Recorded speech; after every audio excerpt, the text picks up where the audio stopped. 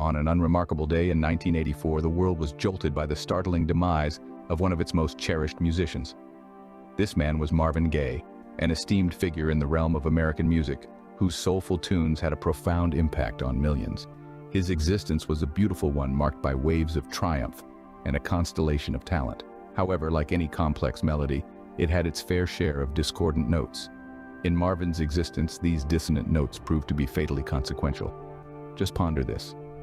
A man who had captivated the world with his voice was forever muted by the very person who had brought him into existence. The shocking revelation is that Marvin's own father, Marvin Gaye Sr., was the one to pull the trigger, transforming the melodious symphony of Marvin's life into a somber dirge, a father extinguishing his own son's life, an act that set off reverberations across the music industry and permanently marred the annals of history. As unbelievable as this act was, it did not occur in a vacuum. Behind the facade of Marvin's life was a complex and inharmonious concert of strained family ties and personal tribulations. Marvin's life, far from the fluid rhythm his admirers were familiar with, was constantly under the strain of his father's disapproval of his music career and the turbulent whirlpool of substance abuse. These elements, like a sinister riptide, were gradually dragging Marvin towards a whirlwind of despair. Marvin's life was a heartbreaking drama, a saga of brilliance overshadowed by adversity and unfulfilled potential. His psychological health was a battlefield, and his household a stage of dispute. The scene was set for a tragic end, and on that unremarkable day in 1984, the final act was performed in a harrowing climax.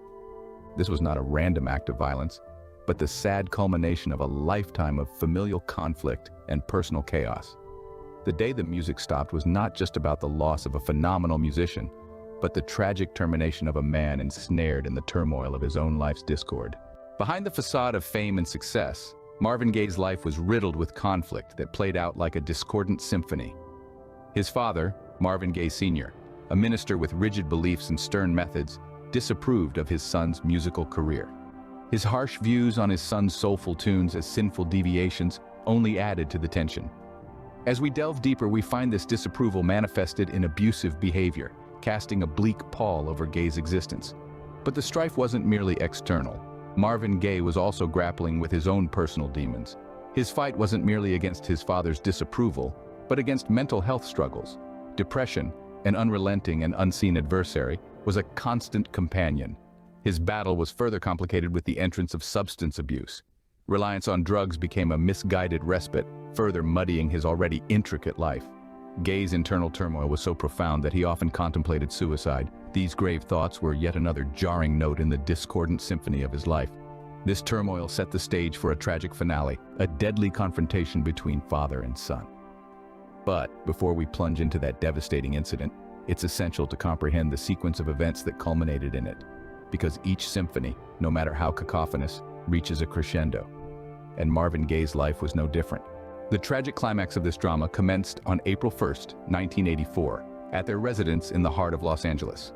The day was far from being typical. Tension hung in the air like a ticking time bomb.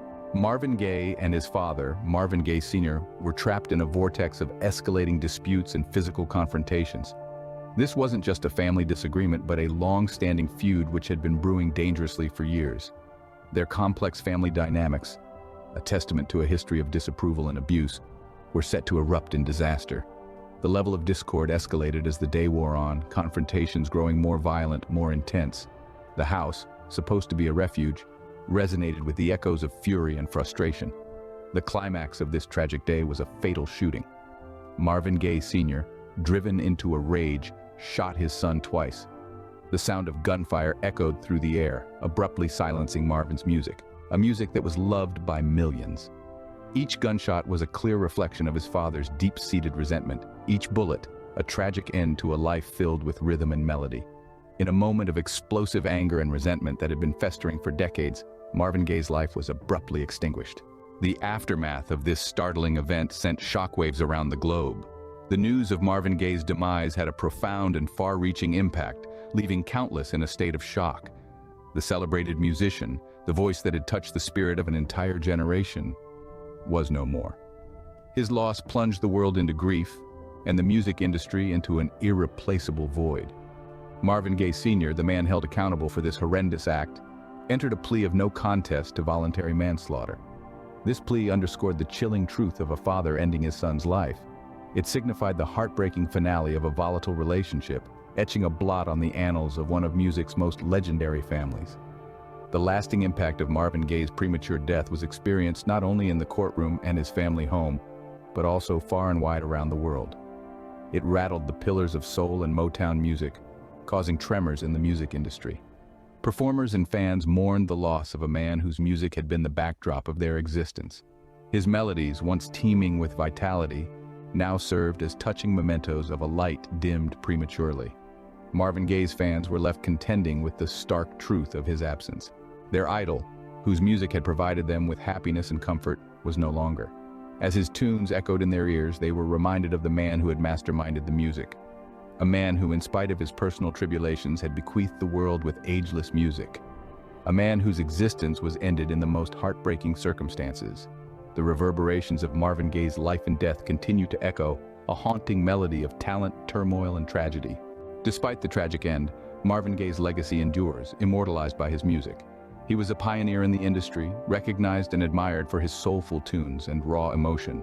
His life, however, was a complex tapestry of talent and turmoil, marked significantly by his struggles with mental health, substance abuse, and strained relationships, especially with his father. These difficulties eventually led to his untimely demise. Even so, Gaye's story imparts profound lessons about the human condition, underlining the importance of acknowledging mental health issues, the destructive effects of substance abuse, and the human cost of fame. His life story lays bare the struggles that often lurk behind the glamour of celebrity life, reminding us that, like us, stars too are human, vulnerable to the same challenges and hardships as the rest of us. Ultimately, Marvin Gaye's life serves as a poignant reminder of the human being behind the celebrity, a symphony of talent and tragedy, forever etched in the annals of music history. On that fateful day of April 14, 1865, a date forever inscribed in the chronicles of American heritage, President Abraham Lincoln, the luminous torch of promise and unity, became the unfortunate casualty of an assassin's fatal shot. The nation collectively exhaled. The gruesome and drawn-out Civil War was finally reaching a conclusion. A careful optimism permeated the atmosphere, fostering dreams of a harmonious and unified United States. The day was common, yet extraordinary, destined to be perpetually remembered, not for tranquility, but for an inconceivable calamity.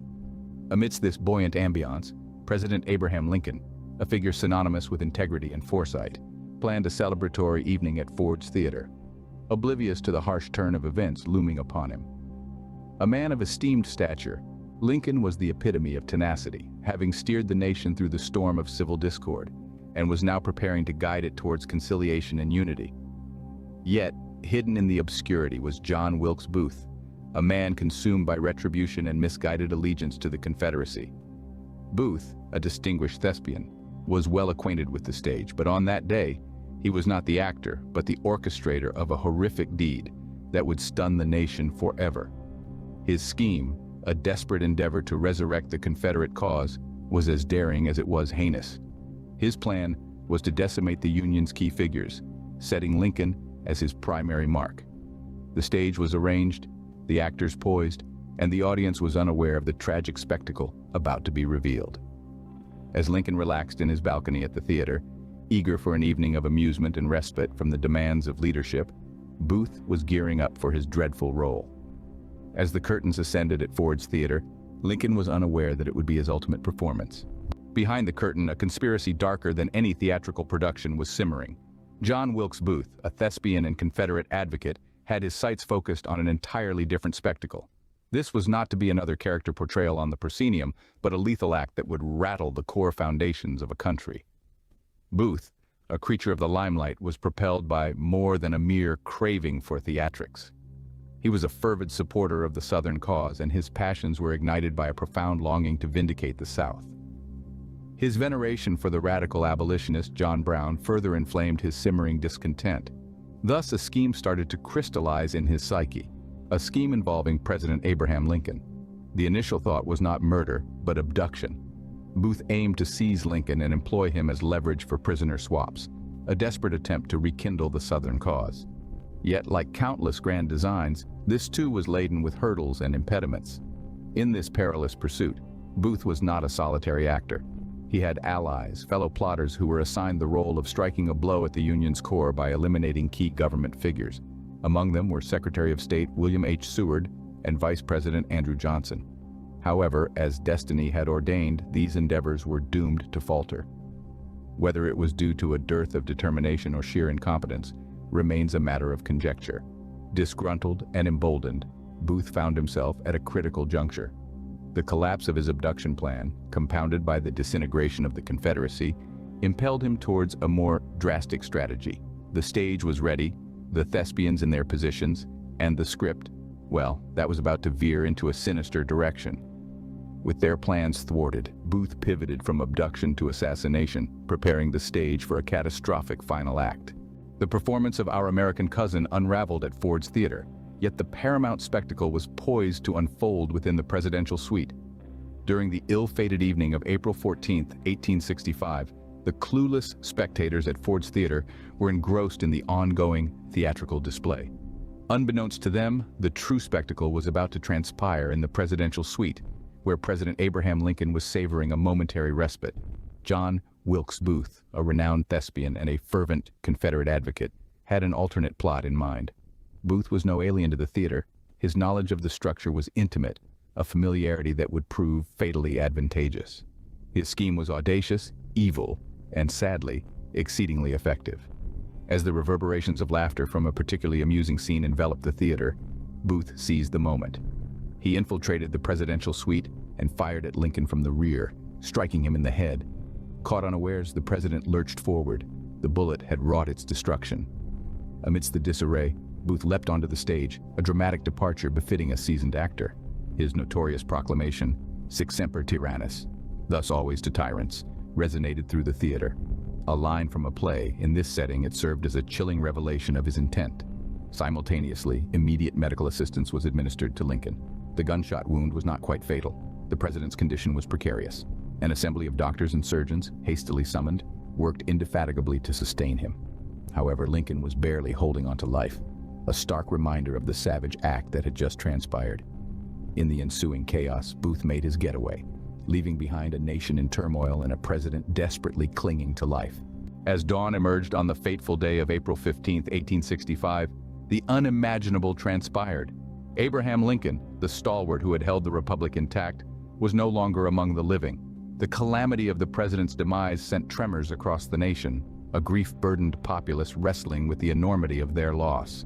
The United States, still tending to the scars of a divisive civil war, found itself navigating the unknown, its beacon of hope snuffed out. The immediate aftermath was a dizzying tornado of events. Word of the despicable act propagated rapidly, and equally swift was the quest for John Wilkes Booth, the audacious individual who dared to trigger the bullet. The pursuit was unyielding, a 12-day relentless chase concluding with Booth's end in a Virginia barn. A poetic justice, many would opine, for a man who had instigated such havoc. The aftershock of Lincoln's demise was far-reaching. It extended beyond the mere loss of a leader.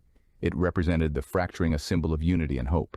The Confederacy was already teetering, with Richmond succumbing to the Union Army and General Robert E. Lee submitting defeat. Lincoln's tragic end exacerbated the uncertainty, rattling the underpinnings of a nation on the brink of recovery. Yet amidst the turmoil and the sorrow, the nation showed resilience. The assassination was a grim chapter, but it did not halt the United States' progress. The nation mourned indeed, but it also gleaned insights, adapted, and persevered in its journey towards unity. Ultimately, Lincoln's legacy endured. His vision of a unified nation, his faith in the potency of democracy, and his steadfast dedication to the cause of liberty served as guiding principles for the nation. Lincoln may have been physically absent, but his ideals remained immortal, forever inscribed in the annals of American history. In one night, a single gunshot reverberated across a nation, indelibly altering the trajectory of American history. Lincoln's violent demise, a heartbreaking conclusion to a life committed to harmony and emancipation. As we ponder on this turning point in history, it is apparent how the aftershocks of this incident rippled across the nation and globe.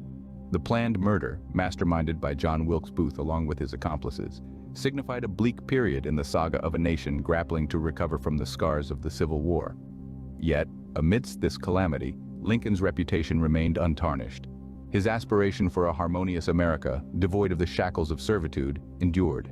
His stress on unity and conciliation, even amid biting division, continues to echo today. Lincoln's existence and tenure were a testament to his faith in the potency of transformation, the significance of unity, and the vigor of the human soul. He charted the stormy seas of the Civil War, steering the nation through its darkest hour and guiding it toward healing and rebuilding. Confronting adversity, Lincoln once professed, "The optimal way to prognosticate your future is to construct it." And he epitomized this, leaving behind a legacy that ceaselessly fuels the inspiration of subsequent generations. The day is April 4th, 1968. A prominent advocate for peace and parity, Martin Luther King Jr., is forever silenced. With these haunting phrases, we immerse ourselves in the narration of an unexpected catastrophe that staggered the globe. Let's journey back in time to that ominous day in Memphis, Tennessee at the Lorraine Motel, a location that would gain notoriety as the haunting ground where the civil rights luminary, Martin Luther King Jr., met his untimely death. King's presence in Memphis was far from arbitrary. He had an objective, a worthy cause to uphold. He was there to uphold the rights of the African-American sanitation workers, who had protested in the streets, clamoring for equitable pay and just treatment, a cause that echoed King's lifelong endeavor of campaigning for equality and respect for all. But we must not overlook the day prior to this devastating incident, a day that should be commemorated for King's predictive concluding address. "I've been to the mountaintop," he proclaimed, his voice echoing with hope and resolve. In this discourse, King unveiled his vision of a future where equality would be paramount and where his aspiration of a fair world would materialize. But little did he anticipate that he was on the brink of his own existence's pinnacle, with a chasm of silence looming ahead. At 6 p.m, a gunshot pierced the air, truncating the visions of a man and the aspirations of a nation. King was struck. The bullet that terminated his existence also brought an abrupt cessation to his voice, advocating peace and equality. It was a voice that had served as a beacon for many in the struggle against racial oppression. The gunshot that concluded King's life reverberated across a nation, igniting a tempest of sorrow and fury. In the wake of King's death, a nation mourns, and rage boils over into violence. The days following the tragic assassination of Martin Luther King Jr. were marked by an outpouring of grief and anger. From coast to coast, cities were swept by a wave of racial violence and unrest. The very fabric of society seemed to tear at the seams as the fight for civil rights took a devastating turn. King's assassination, a heinous act that shook the world, ignited a tinderbox of tension that had been brewing for years. The civil rights leader had been the guiding ray of hope for many, a voice of peaceful resistance in the face of systemic racism and inequality. His sudden departure left a gaping void, and for some, that hole was filled with fury and frustration. The streets became a battleground, a stark reflection of the turmoil that gripped the heart of the nation. Amidst this chaos, a somber event brought the nation together, if only for a brief moment. King's funeral was a spectacle of public mourning that drew national attention. Over 100,000 mourners gathered to pay their respects, their collective sorrow painting a poignant picture of a nation in mourning. From ordinary citizens to political figures, people from all walks of life came together to bid farewell to the fallen hero. Even as the nation grieved, the wheels of justice were turning. The search for King's killer was immediate and relentless. The eyes of the world were on the United States as the quest to bring the perpetrator to justice began. The investigation would reveal a convoluted tale of deceit and intrigue, casting a shadow of doubt that lingers even today. As the nation mourned and cities burned, the hunt for King's killer was already underway. The aftermath of King's assassination was a period of intense emotion and uncertainty, a time when the resilience of the American spirit was truly tested. As we delve deeper into the ensuing hunt for the killer, the complexities of this tragic chapter in history continue to unfold. The manhunt for King's assassin was as intense as it was swift. Indeed, the stakes were high and the search for justice was fierce. In the crosshairs of this nationwide pursuit was one man, James Earl Ray, who would eventually confess to the shocking assassination of the civil rights leader, Martin Luther King Jr.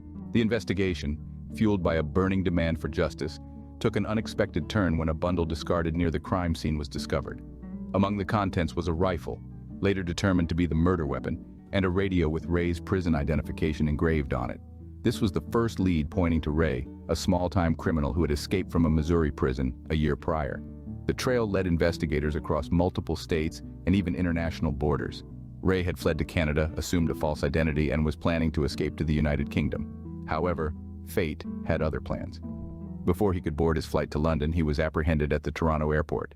Brought back to the United States, Ray was put on trial for King's assassination. The evidence was overwhelming. In addition to the damning discoveries at the crime scene, fingerprints matching Ray's were found on the rifle, and several witnesses placed him near the Lorraine Motel at the time of King's murder. In March of 1969, facing the death penalty, Ray entered a guilty plea, effectively silencing the trial before it could truly begin. For his crime, he was sentenced to a 99-year prison term, a grim conclusion to an audacious manhunt. With Ray's conviction, it appeared justice had been served, but for many, questions remained. Despite Ray's confession, doubts about his guilt and theories of a larger conspiracy persisted, casting a long shadow over what seemed to be the end of the hunt for King's killer. In the years following King's assassination, a shadow of doubt casts a long, dark pall. As the dust settled, the official narrative began to crack under the weight of skepticism and speculation. James Earl Ray, the man sentenced to a 99-year prison term for the crime, confessed yes. But doubts about his guilt persisted, igniting a firestorm of conspiracy theories that blazed across the nation. And the theories varied from the plausible to the downright fantastical, but they all shared a common thread, a belief that there was more to King's assassination than met the eye. Some suggested that Ray was a pawn, manipulated by unseen forces with a vested interest in silencing King. Others posited that the assassin was not Ray at all, but an imposter, a doppelganger, or even a government agent. The King family themselves were among the skeptics.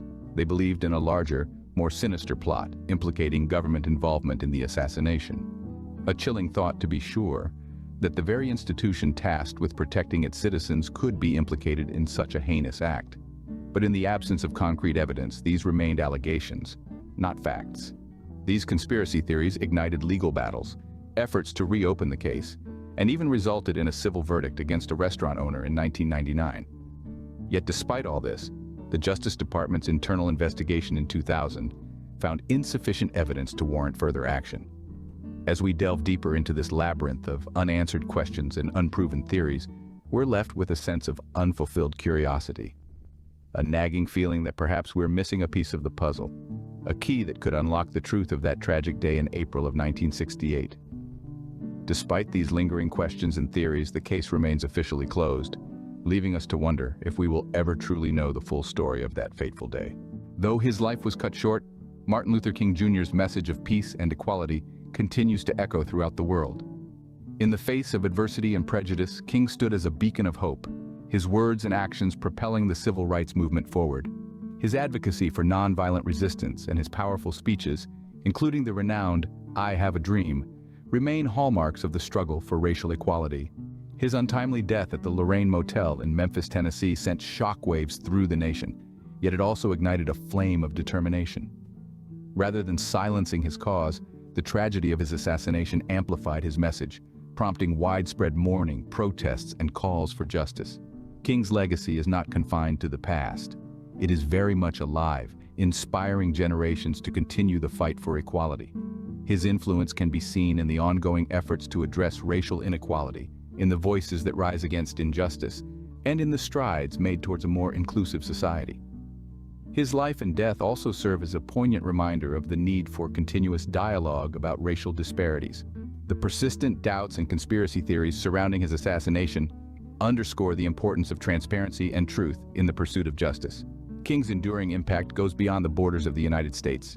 His message of peace and equality resonates globally, influencing social justice movements around the world. His dream of a world where all are judged not by the color of their skin, but by the content of their character, transcends cultural and geographical boundaries.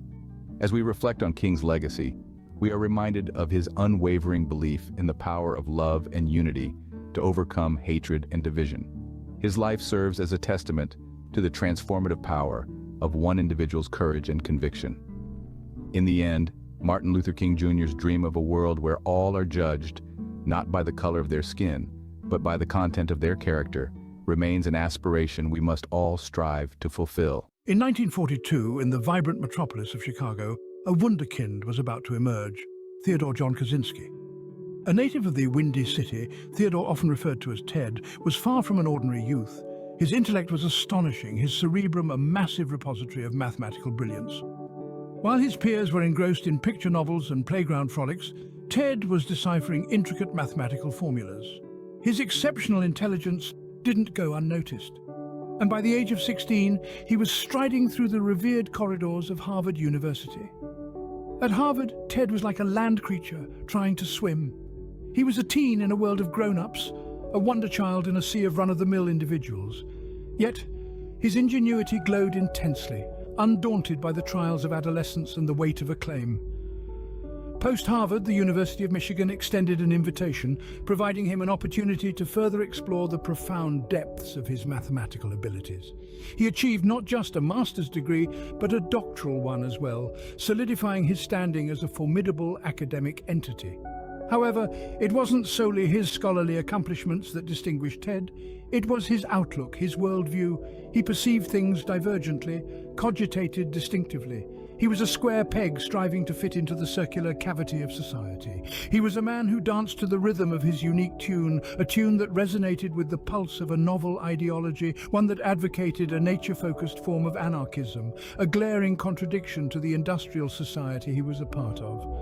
With such an extraordinary intellect and a prosperous academic trajectory, one could effortlessly envision Ted Kaczynski evolving into a renowned mathematician, a venerated scholar, or perhaps even a Nobel laureate.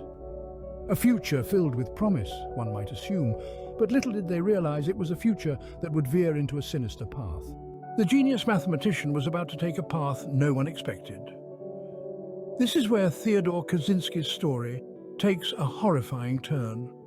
Born in 1942, this child prodigy from Chicago found himself walking through the hallowed halls of Harvard University at the tender age of 16. A bright future seemed all but guaranteed. But, as we'll soon discover, life had other plans. At Harvard, Kaczynski was subjected to a controversial psychological experiment.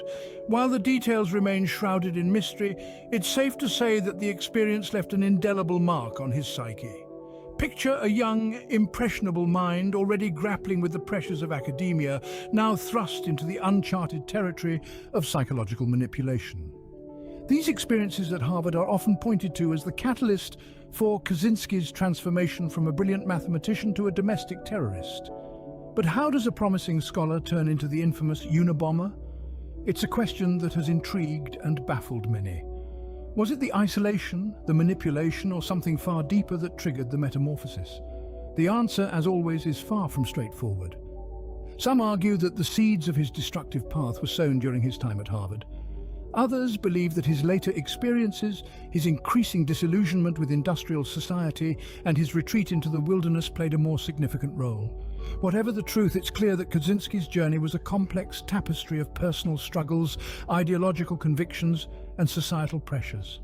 His transformation was gradual, almost imperceptible. Like a mathematical equation slowly revealing its solution, Kaczynski began to morph into something far removed from the young prodigy who once walked Harvard's corridors. His brilliance was now being channeled into a deadly obsession, an obsession that would leave a trail of devastation in its wake. And so the seeds of a dark future were sown, unbeknownst to those around him. From a genius now emerged a criminal mastermind. A profound shift had occurred in Theodore John Kaczynski's life. The year was 1978, and the world was about to unknowingly become the stage for a deadly game of cat and mouse. No longer was Kaczynski the mathematics prodigy. Instead, he was transforming into an entity soon to be known as the Unabomber. Leaving his academic pursuits behind, he embarked on a nationwide mail-bombing campaign. It wasn't a random act of violence, it was a calculated move, a chillingly methodical plan. Choosing his targets was part of his twisted strategy. They were not chosen at random, rather. They were symbolic of what Kaczynski had come to despise. His victims represented the industrialization and technological advancements he believed were ravaging the natural environment and the purity of human life. Kaczynski's motivations were deeply rooted in his philosophy, a dark interpretation of anarchism. He viewed himself as a warrior, a savior of sorts, fighting against the tide of industrialization. He saw the destruction of the natural environment as a plague, and in his twisted mind, he was the cure. His fight wasn't just against individual targets, it was a war against a way of life, a system he saw as corrupt and destructive. From his secluded cabin, Kaczynski crafted his deadly tools, each bomb a testament to his genius and a symbol of his rage. His attacks were not impulsive, they were planned with precision and executed with a cold detachment that sent chills down the spine of the nation. The bombings continued, each one a deadly reminder of the unseen threat lurking in the shadows. The genius that once promised to contribute to the world of academia was now using his intellect to sow seeds of fear and destruction. A campaign of terror had begun, and the world was none the wiser. Unaware of the identity of the perpetrator, society continued to thrive, unknowing of the dark cloud forming over their heads. The birth of a criminal had occurred, and his reign of terror was only just beginning. In the shadows, a figure lurked, soon to be known as the Unabomber, a name that would echo through the annals of crime history, belonging to a man who was as much a paradox as he was a threat. A brilliant mathematician turned domestic terrorist, the Unabomber claimed 3 lives and injured 23 others in his 17-year reign of terror. The FBI launched a task force in 1979 to bring the Unabomber to justice. It was a Herculean task akin to finding a needle in a haystack. The Unabomber was a wily adversary, building untraceable bombs and choosing his victims at random, or so it seemed then. Despite the tireless efforts of the Bureau, the Unabomber remained elusive, his identity shrouded in mystery. But as they say, every dog has its day. The year was 1995, and the Unabomber decided to share his worldview with the public. He authored a manifesto, a diatribe against industrial society, and a call to arms for a nature-centered form of anarchism. The manifesto was a window into the Unabomber's mind, but it also turned out to be the key to his downfall. In a twist of fate, David Kaczynski, Theodore's brother, recognized the writing style of the manifesto. It was a chilling moment of realization. The brother he grew up with, the sibling he shared countless memories with, was the most wanted man in America. David wrestled with his conscience, but in the end, he made the difficult choice. He provided crucial evidence to the FBI, leading them to Theodore's doorstep. In 1996, the long arm of the law finally caught up with the Unabomber. The FBI found him in a remote cabin surrounded by bomb components and journals that detailed his crimes. It was the end of the road for Theodore Kaczynski. The man who had outwitted the authorities for close to 2 decades was finally in custody. The veil was lifted and the Unabomber was finally exposed. His reign of terror was over, but his dark legacy would continue to haunt the nation for years to come. The reign of the Unabomber was about to come to an end. The year was 1996. And the FBI-led task force, after 17 years of relentless pursuit, finally found their twisted genius. The man behind the untraceable bombs, Theodore John Kaczynski, was arrested.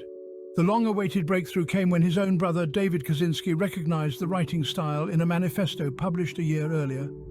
It was a chilling confession of sorts, a testament to Theodore's disdain for industrial society and his belief in a nature-centered form of anarchism.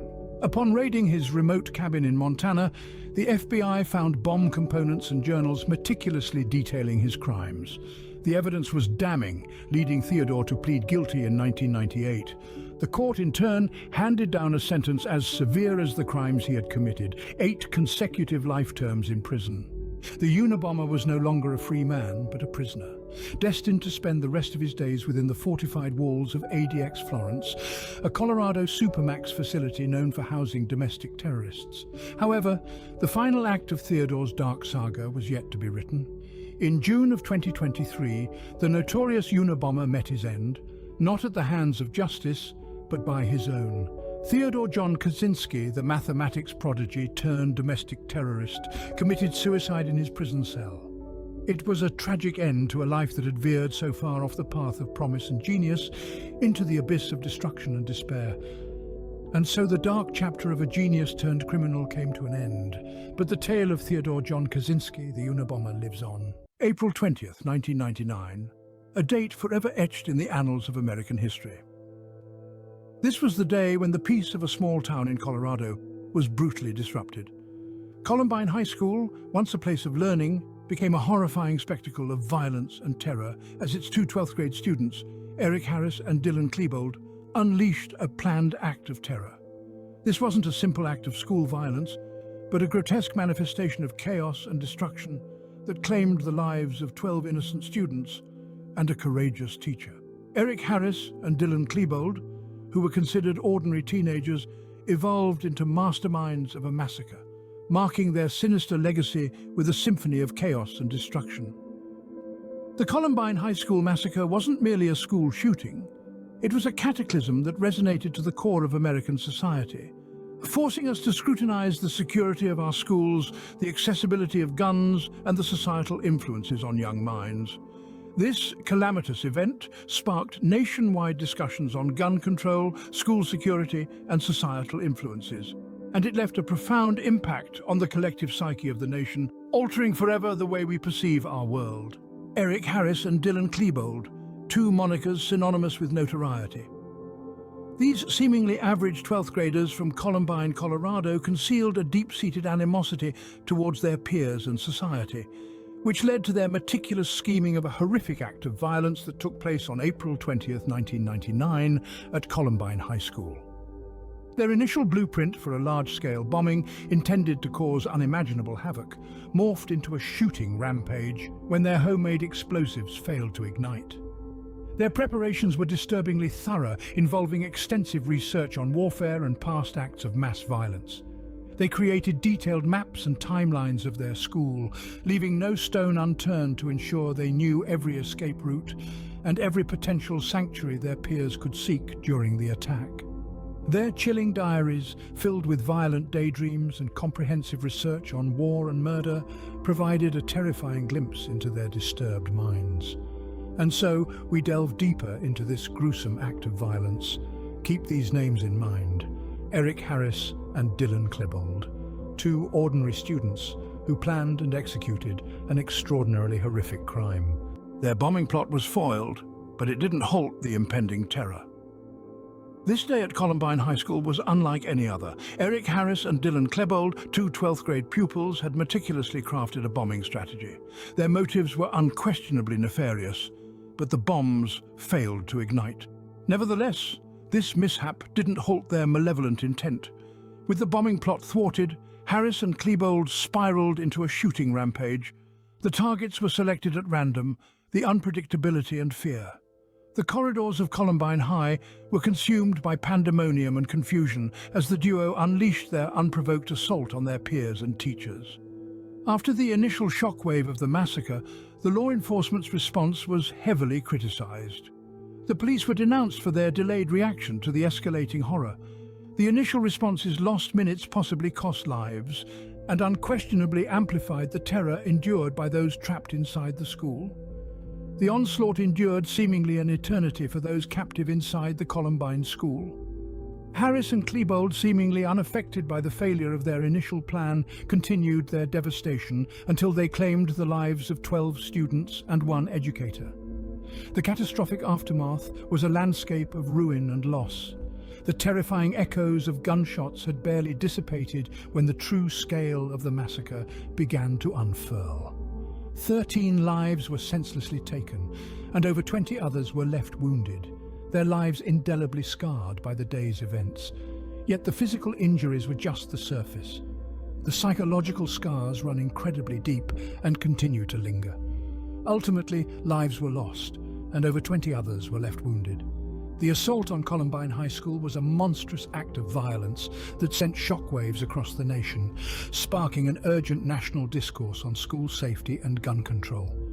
The day served as a harrowing reminder of the potential for evil lurking in the most unsuspecting places. The catastrophic aftermath and the enduring impact on the community are still palpable today. The bloodbath at Columbine High School sparked a nationwide discourse. This interaction wasn't a mere ripple. It was a tempestuous wave radiating throughout the nation and beyond. It was a brutal wake-up call that left society grappling with a horrifying reality. 12 students and a teacher had been ruthlessly murdered, with 21 more injured. As the echoes of the gunfire faded, blame was cast in every direction. Amidst this, real issues arose to the surface. 2 significant topics were thrust into the spotlight: gun control and school safety. The gruesome event revealed the simplicity of obtaining deadly weapons by individuals who clearly shouldn't have had access to them. It also underscored the inadequacy of security measures in schools. In the aftermath, tactics for addressing active shooter situations drastically evolved. law enforcement agencies nationwide adopted new quick response protocols, aiming to neutralize threats and save lives as swiftly as possible. Schools, too, underwent major transformations. The tragic event exposed the vulnerabilities in school security, leading to enhanced safety measures such as metal detectors, surveillance cameras, and lockdown drills. The innocence once associated with schools was lost forever. Beyond debates and enhanced safety measures, the bloodbath also forced us to confront the chilling realities of the assailants' minds. Their diaries revealed a terrifying obsession with warfare, murder, and violent fantasies. This spurred a renewed emphasis on mental health, particularly among adolescents. The bloodbath at Columbine High School transformed the way we perceive school safety forever. The echoes of those gunshots still reverberate today, reminding us of the lessons learned and the lives lost. Such a tragedy should never recur, and the reforms made thereafter are a testament to this resolve. The reverberations of Columbine continue to resonate today. This catastrophe, which unfolded on an unassuming April day in 1999, has left a legacy that extends far beyond the confines of Columbine, Colorado. It sparked a global conversation, igniting debates on gun control, school security, and societal influences. In the aftermath of this horrific act, schools across the United States bolstered their security measures, and law enforcement developed new tactics for active shooter situations. But the impact of Columbine extended beyond policy and procedure. It left a dark cultural and psychological imprint, inspiring dark echoes in the form of copycat killings around the globe. Amid the darkness, a glimmer of resilience emerged when a permanent memorial was established in 2007. Nestled in the heart of the scarred community, it stands as a beacon of hope and a testament to the enduring human spirit. Yet some aspects of the Columbine massacre remain enigmatic. The motives that drove Eric Harris and Dylan Klebold, the factors that set them on such a destructive path, continue to elude us. Despite our attempts to comprehend the senseless, terrible act, Columbine remains a haunting reminder of the devastation that can be caused by two disturbed individuals. It serves as a stark warning, a call to action, a plea for understanding and prevention. And so we remember, not just the horror, but the strength, unity, and resilience that emerged in its aftermath. We remember so that we may learn, grow, and strive to prevent such a tragedy from recurring. April 15th, 2013, a date forever imprinted in our memories as the Boston Marathon transformed from a jubilant display of human endurance to a horrifying spectacle of chaos. The Boston Marathon, typically a day of joy and unity, was irreversibly marred. The finish line, generally representing triumph and achievement, stood in ruins. The festive spirit was abruptly shattered, replaced by uncertainty, terror, and agony. Two homemade bombs detonated near that checkered line, abruptly halting the race and twisting the day into an unimaginable nightmare. Orchestrated by the Tsarnaev brothers, the explosions resulted in the tragic loss of 3 innocent lives and caused injuries to hundreds of others.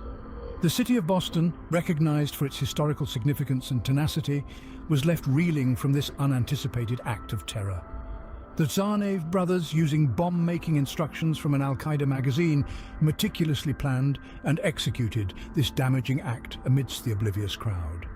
Their actions were not random acts of violence, but intentional and well-planned moves, fueled by the ongoing wars in Iraq and Afghanistan. The shock and disbelief that reverberated through the city as the news broke is hard to comprehend. The marathon, a cherished tradition, had been tainted by such a horrific act. Yet, amidst the catastrophe, the indomitable spirit of Boston and its people began to emerge. Unified in their sorrow, the city refused to be shattered. Law enforcement agencies sprang into action, initiating an extensive investigation that swiftly led to the identification of the Tsarnaev brothers as the main suspects. As the dust settled, the relentless pursuit of these sadistic siblings commenced. Following the ensuing turmoil, law enforcement units activated a comprehensive search operation targeting the Tsarnaev brothers. The pursuit for the two brothers, Dzhokhar and Tamerlan Tsarnaev, was the #1 priority in the aftermath of the horrifying Boston Marathon bombing. This pursuit culminated in a dramatic clash between the brothers and the police force, resulting in the death of the elder Tsarnaev, Tamerlan. Numerous law enforcement agencies came together, pooling their resources and expertise in the exhaustive search for the remaining Tsarnaev Dzhokhar. Upon Dzhokhar's eventual capture, the gears shifted towards an investigation into their dark underlying motives. Beneath the wreckage lay a chilling motive. As aftermath of the Boston Marathon bombing became clear, the global community was left questioning why. The appalling act of violence leading to death and trauma of innocent individuals was driven by conflicts in Iraq and Afghanistan, as confessed by the surviving culprit, Djokhar Tsarnaev. His brother Tamerlan was no more, but Djokhar unveiled that their radicalization was a direct effect of the ongoing violence and strife. This revelation shed light on a journey of fanaticism that ended in the horrific events of that day. However, another layer of complexity was added to the narrative when it was disclosed that the FBI had been forewarned about Tamerlan's potential extremist connections by Russian officials before the bombings. This information sparked a vigorous debate. Could the disaster have been averted if these warnings were taken seriously? But it's important to underscore that the blame for this horror belongs solely to the Tsarnaev brothers. Their decision to unleash terror on a city and its citizens was entirely their own. The conflicts in Iraq and Afghanistan may have ignited the fire, but the decision to inflict harm and death was exclusively their doing. The Boston Marathon bombing was more than a mere act of terrorism. It served as a stark reminder of the global ramifications of warfare. It acted as an alarm bell, a somber proof of the extensive effects of war and radicalism. It was a tragic reminder that the fallout of these disputes is not limited to the nations where they manifest, but can send shockwaves, affecting lives thousands of miles away in the most gruesome ways imaginable. The Boston Marathon bombing did more than just disrupt a day of celebration, it left an indelible mark. Following the incident, Boston transformed into a stronghold of strict security measures. A legion of enforcement officers patrolled the marathon route, their watchful gaze sweeping over the crowd, a stark reminder of the catastrophe that had occurred. Yet, within the confines of the enhanced security and haunting recollections, a spirit of resilience emerged, exemplified by the survivors who stood undefeated. Particularly noteworthy were Rebecca Gregory, Adrienne Hazlitt and Patrick Downs. Each of these individuals, despite losing limbs in the bombing, made a triumphant return to the race, crossing the finish line on prosthetic limbs. Their victory over adversity was a beacon of hope, an inspiration to all who saw their bravery. However, the impact of the bombing extended far beyond the annual race. It set off a chain reaction of ongoing legal consequences, public indignation, and personal upheavals. Djokhar Tsarnaev, the surviving perpetrator of the bombing, was confronted with a multitude of charges tied to the bombings and the ensuing murder of an MIT police officer. His potential capital punishment sentence incited public indignation and fierce debates. In addition, the bombing disrupted in unforeseen manners. An FBI agent's retirement plans were thrown into turmoil due to the ensuing manhunt, while tragic happenings like the death of survivor Victoria McGrath contributed somber chapters to the narrative of the aftermath. Today, the repercussions of the Boston Marathon bombing continue to reverberate, reshaping the city's history, altering personal paths and impacting national security policies. Despite the devastation, the attack also gave birth to stories of heroism, resilience, and serving as a stark reminder that even in our darkest times, the human spirit remains indomitable. The Boston Marathon bombing remains a defining moment in Boston's history, a testament to resilience in the face of adversity. Despite the terror, the city of Boston and its inhabitants refused to succumb. The Boston Marathon bombing left an unforgettable mark, but it also left an enduring legacy of resilience and defiance that extends beyond the finish line. The echo of this legacy is still felt on the city's streets and in the souls of people. The city's medical community, post the bombing, rallied to the cause. The Stop the Bleed program, a scheme that seeks to educate people in providing vital first aid to victims of trauma, was widely adopted by doctors. This is evidence of the city's dedication to recovery and assistance, to transforming a moment of dread into a movement of empathy. However, the legacy isn't solely about post-bombing reactions, it's also about the yearly occurrence since then. The recurring Boston Marathon continues to serve as a lighthouse of endurance and unity.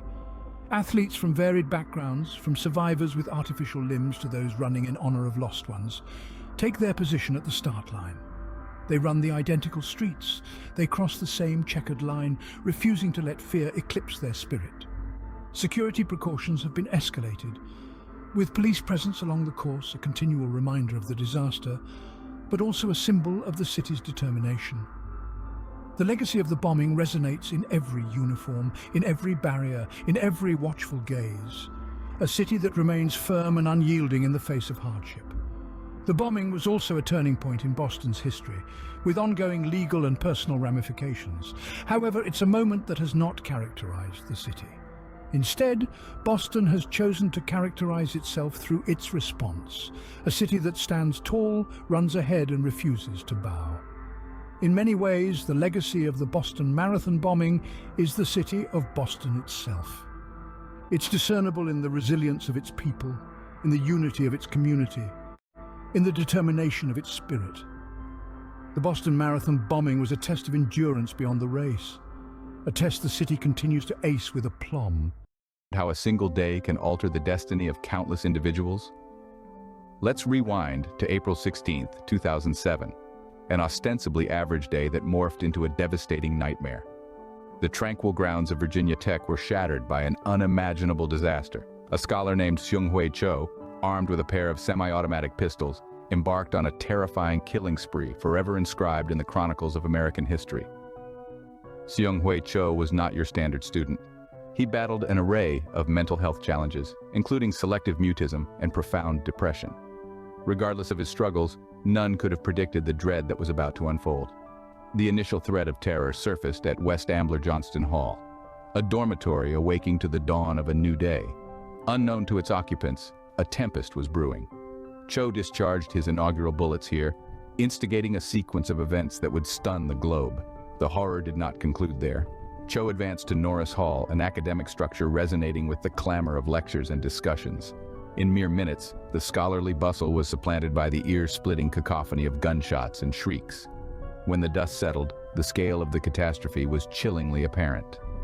32 individuals, students and faculty members combined, had been mercilessly executed. 17 others were left wounded, their existence irrevocably transformed by the traumatic ordeal. These figures, though grim, merely scratched the surface of the depth of torment and loss inflicted that day. Each bullet unleashed, each existence obliterated, each cry silenced. They collectively composed a haunting orchestration of terror that echoed far beyond the boundary of the campus. In vision, a peaceful Monday morning converted into a day laden with horror and sorrow. But what transpires when the alarms subside and the remnants of chaos lie bare? In the immediate aftermath of the Virginia Tech massacre, a surge of bewilderment and mourning engulfed the educational institution, sending ripples that resonated across the entire nation. The enormity of the catastrophe was such that it baffled comprehension, engraving a profound sense of deprivation in its aftermath. Amidst the collective sorrow, the event ignited fiery debates. The crux of these deliberations was as intricate as they were crucial. Gun control regulations, mental health provisions, and the obligations of university authorities were suddenly under the public eye. The dialogue around firearm legislation turned extremely contentious. The harsh reality that a lone individual, Seung-Hui Cho, could execute such a monstrous act using 2 semi-automatic handguns was a bitter pill to swallow. The contemplation of how to thwart such occurrences in the future quickly rose to the top of the national agenda, leading to amendments in firearm regulations. One notable outcome was the fortification of the National Instant Criminal Background Check System. This was a stride towards certifying that weapons do not end up in detrimental hands, especially those of individuals bearing a history of mental health complications. Speaking of psychological well-being, the incident also underscored the crucial necessity for improved mental health services. Cho's well-chronicled history of selective mutism and severe depression, and the fact that he slipped through the healthcare system's cracks, was a glaring testimony to its inadequacies. The calamity emphasized the significance of early detection, intervention, and support for those grappling with mental health. Moreover, the issue of responsibility came under scrutiny. University administrations nationwide were compelled to reassess their procedures and guidelines. The emphasis shifted towards cultivating safer atmospheres for students, with a focus on preemptive measures to detect potential hazards. The reverberations of those gunshots triggered a national discourse that continues to this day. Who were the individuals whose existence was abruptly terminated that fateful day? Let's journey into the crux of this narrative, delving deep into the lives of 32 souls whose futures were abruptly extinguished, akin to candles vanishing in a gust. An eclectic mix, their ages span from 18 to 76, each one a distinct blend of experiences, aspirations, and ambitions. They were a diverse representation of academic disciplines, religious beliefs, and ethnic backgrounds. Envision a small-scale representation of our global community, a dynamic amalgamation of theories and philosophies, abruptly terminated in a fleeting moment. Picture the nascent engineers, the budding poets, the potential scientists, the fervent educators, the luminous intellects on the verge of leaving their unique imprint on the world. Each possessed an unparalleled potential, a spark with the capacity to trigger transformation, to sculpt our world in significant ways. That potential has dissipated, bequeathing a chasm that can never be bridged. But they were more than just their potential. They were sons, daughters, parents, siblings, and allies. They guffawed, they cherished, they aspired just as we do. They belonged to families and communities that nurtured them, adored them, and are now left nursing a gaping wound in their souls. Ponder upon the infinite birthdays they'll never commemorate, the milestones they'll never touch, the accolades they'll never achieve. Their passing impacts more than just the individuals. It sends ripples that touch the lives of those who cherished them and those who never got the opportunity to acquaint themselves with them. However, in the aftermath of this inconceivable loss, their spirit remains unbroken. The memories they bequeathed, the affection they disseminated, the difference they made in the lives of others. These are the legacies that persist. They serve as a reminder that these individuals were more than just the tragic circumstances surrounding their demise. They were more than just victims. They were cherished individuals, each with their own dreams and narratives. What propels a community towards recovery after such a catastrophic loss? In the wake of calamity, the Virginia Tech community made the decision to honor and pay tribute to those they had lost. They transformed their anguish into fortitude, their sobs into salutes. Through collective power, they wove an intricate mosaic of memory, as varied and dynamic as the lives being honored. A particularly moving testimony of this is the 3.2 for 32 Run in Remembrance. This event isn't simply a competition, but a shared journey of recollection. Each stride, each inhalation, reverberates with the memory of the 32 lives tragically cut short. It's a proclamation of the unyielding spirit of those taken prematurely, and a reminder of the strength inherent in unity. Similarly, the wishing tree, a living symbol of hope and fortitude. This tree is more than a metaphor. It serves as a communal point where wishes are softly murmured into the breeze, conveying messages of adoration, longing, and remembrance.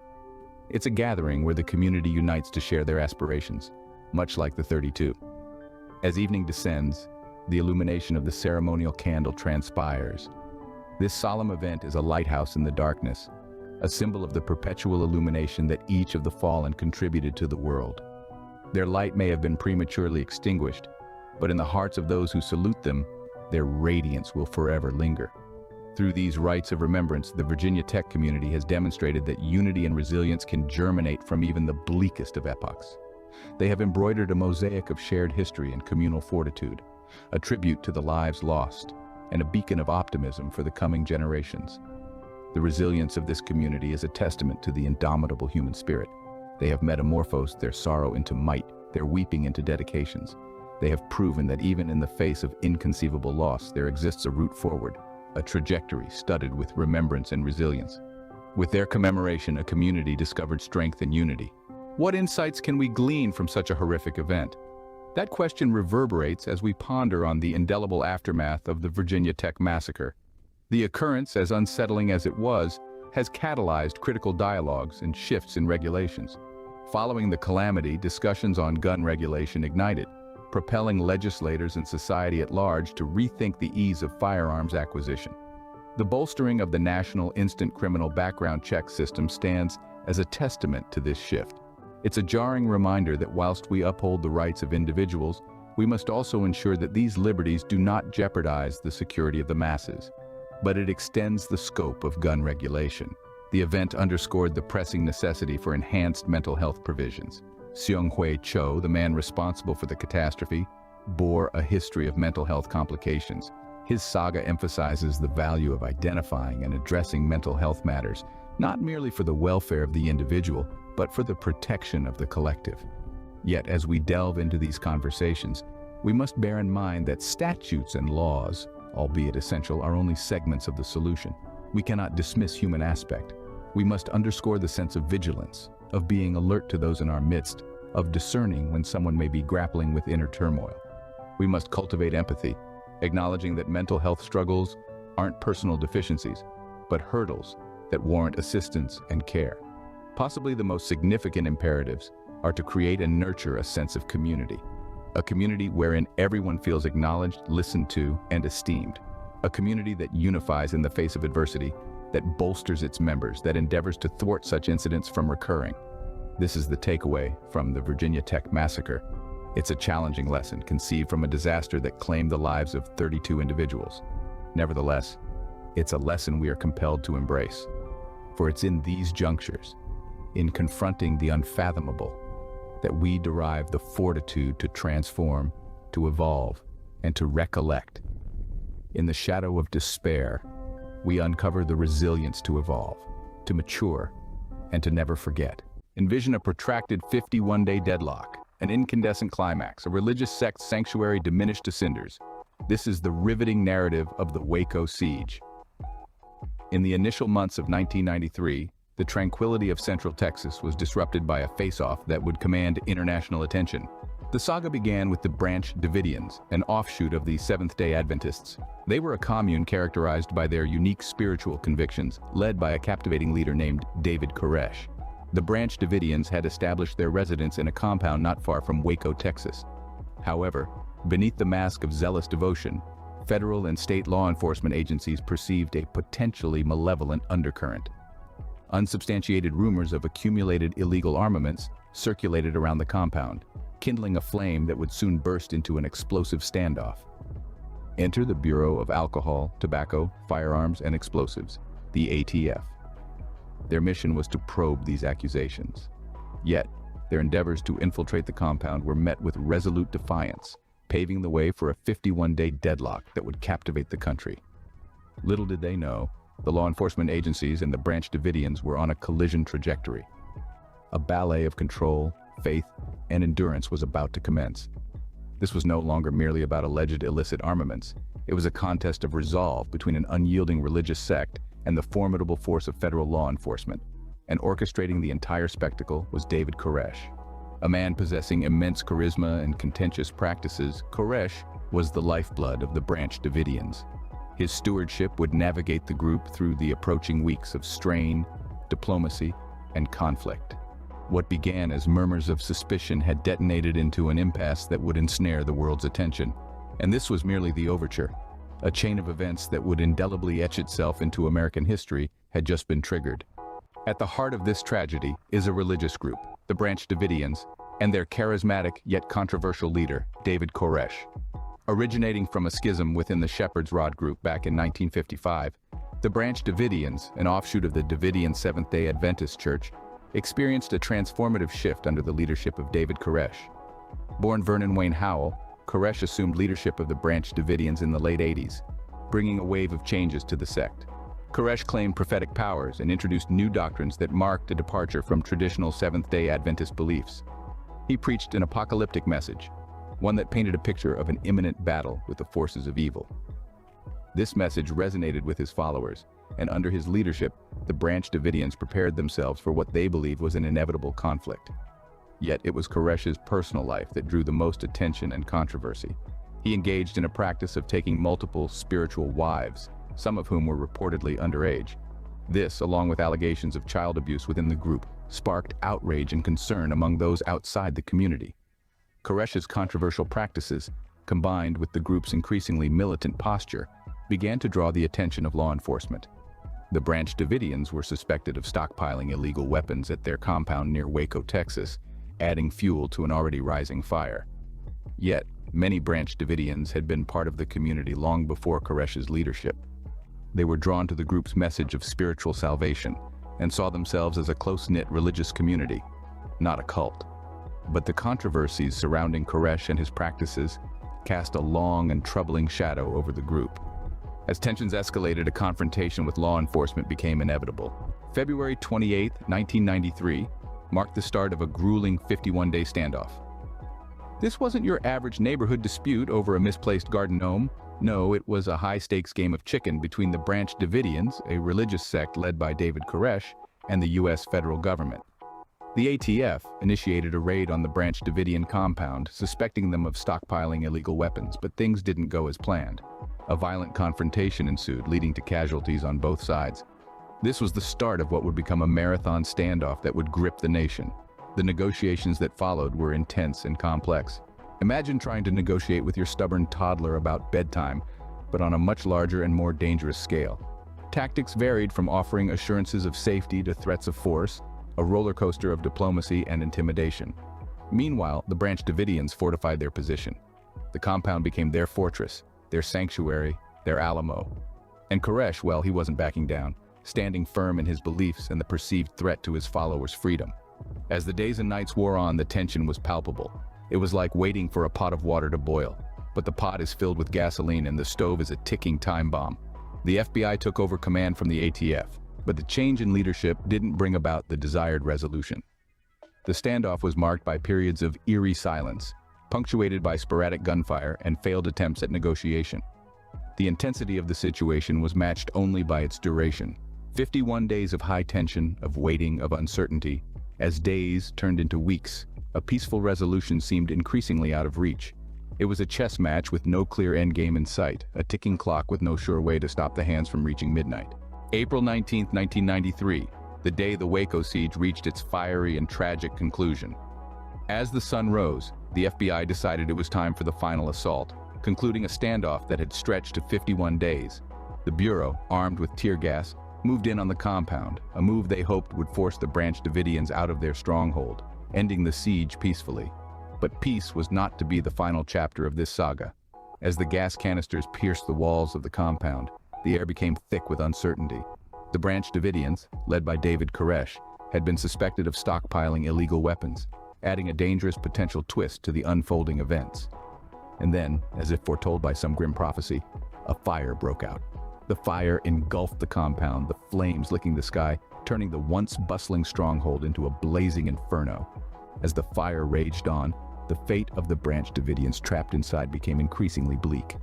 When the flames finally subsided, the grim toll came to light. 76 Branch Davidians, including Koresh and 25 children, had perished in the blaze. A tragic end to a standoff that had gripped the nation and the world. Yet, the fire's origin remains shrouded in controversy. Some accounts suggest that the fire was started by the Branch Davidians, a final act of defiance or perhaps desperation. Others suggest it was an unfortunate consequence of the FBI's assault.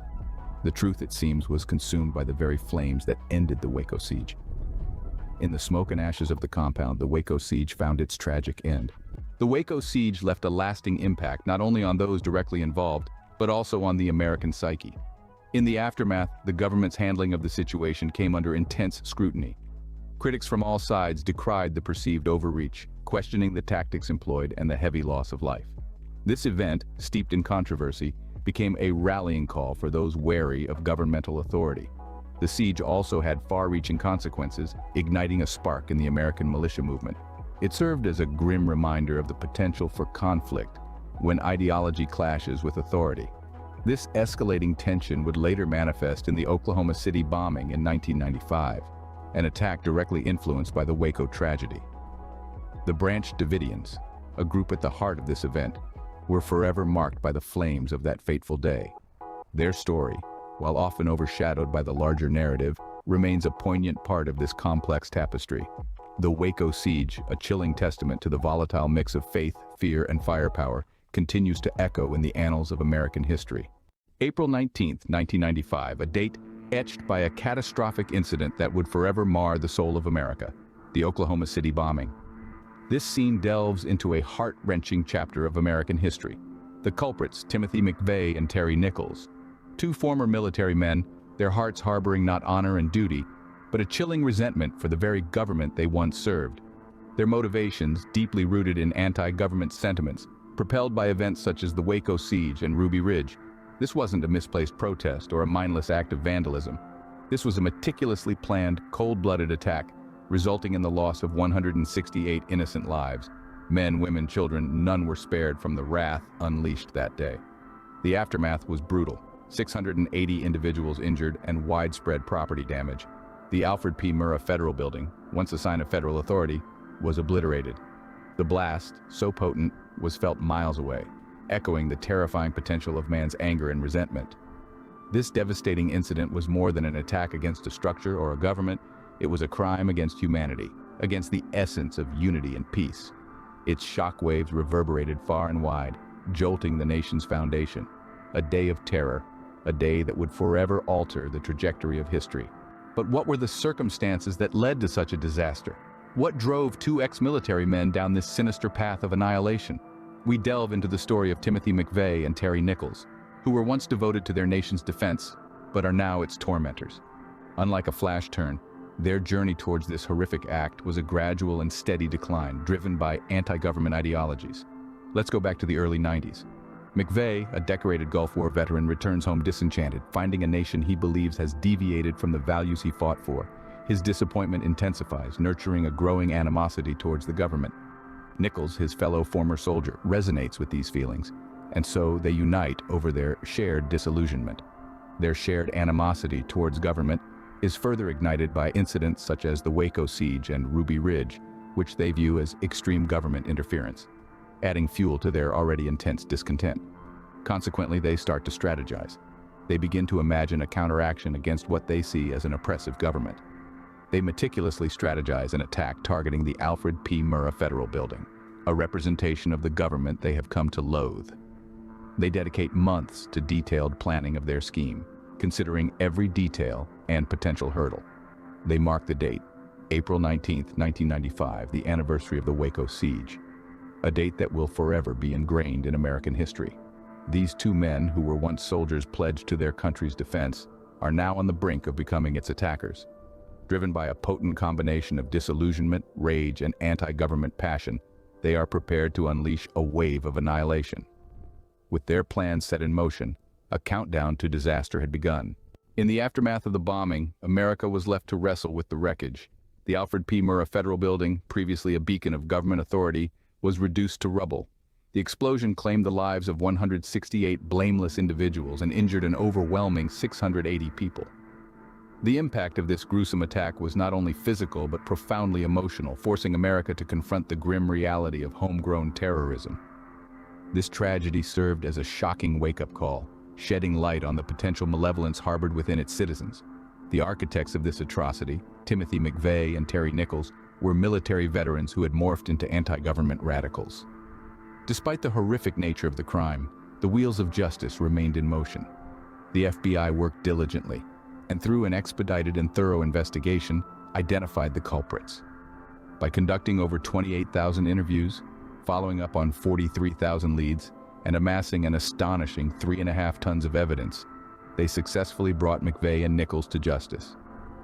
With execution and Nichols' life sentence, a somber yet necessary closure was brought to this bleak chapter of American history. However, even in the midst of debris and despair, a ray of hope emerged. The American spirit, unyielding as always, rose from the devastation. Communities rallied together, offering comfort and assistance to those affected. A mix of religious redemption, active grief responses, and a collective determination to impede the recurrence of such atrocities added to the nation's healing process. The bombing was a tragic manifestation of the destructive power of hatred, but it also served as a testament to the indomitable strength of unity. The incident led to the strengthening of security protocols surrounding federal buildings and amendments in anti-terrorism legislation. It ignited discussions and actions aimed at preventing such incidents in the future. In the face of such calamity, the fortitude of the American spirit was evident. The Oklahoma City bombing, a calamity that left an enduring legacy. This disaster brought about a monumental shift in America's approach to domestic terrorism. As a direct result, the protective measures around federal buildings were significantly enhanced, serving as a tangible indication of the threat lurking within our own boundaries. This wasn't limited to mere physical defenses. The bombing led to comprehensive alterations in anti-terrorism legislation, transforming the law from a reactionary tool to a proactive weapon against potential threats. The message was clear: the government would not remain passive while its citizens were at risk. Amid the amplified security and legislative transformations, another legacy emerged from the heartache of the Oklahoma City bombing. The Oklahoma City National Memorial was founded to commemorate the 168 lives lost, each illuminated chair representing an abruptly ended life, a tale left untold. However, the memorial is more than just a site of mourning. It serves as an educational resource illustrating the destruction caused by violence and the lasting power of unity. It shifts the narrative from loss to survival, highlighting not just the act of terror but the resilience of those who survived. This enduring legacy of the bombing extends beyond legislation, security, or even a physical memorial. It persists in the collective memory of those who recall the day the Alfred P. Murrah Federal Building was reduced to rubble. It's preserved in the tales passed on from one generation to the next, a stark reminder of the price of hatred and a motivating testament to the power of unity and resilience. Though the wounds of this tragedy persists, so does the resilience and unity of a nation. The Oklahoma City bombing may have rattled America, but it did not shatter it. The Oklahoma City bombing is a testament to the darkest depths of humanity. A scene that is set on a tranquil April morning in 1995, when Timothy McVeigh and Terry Nichols, driven by anti-government sentiments, unleashed a wave of terror on the Alfred P. Murrah Federal Building. The enormity of the attack was appalling. 168 people lost their lives, nearly 700 were injured, and innumerable lives were irrevocably marred by the incident. This event was not merely an act of destruction, but a significant turning point in history, ushering in unprecedented changes in security protocols and anti-terrorism legislation. The ongoing resilience of the Oklahoma community, their unending trauma, and active grief responses continue to echo in the narratives that unravel in the aftermath. The Oklahoma City National Memorial, marked by its 168 illuminated chairs, stands as a stark tribute to those who lost their lives and as a symbol of hope against such acts of violence. A stark reminder of the destruction that can arise from hatred and a call to remember, to learn, and to strive for a world devoid of such violence.